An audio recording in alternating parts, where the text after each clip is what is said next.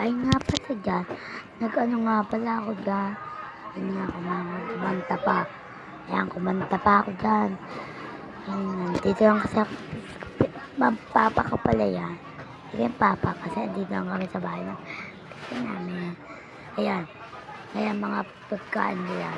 Ayan, 1, 2, 3 naman po, 4. Ayan, 5 lang yung ano nila. Ayun nga pala yung sticker, yung ABCD.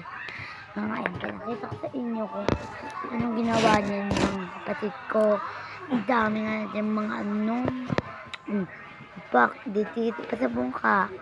Alam mo naman tagad didik eh. Kaya naman tagad didik eh. Yun nga, ayun. Ayun, natitik pa ako kasi dinikit ko lang sa dinikit ko din sa ano ko lang. Joke lang. Ayun.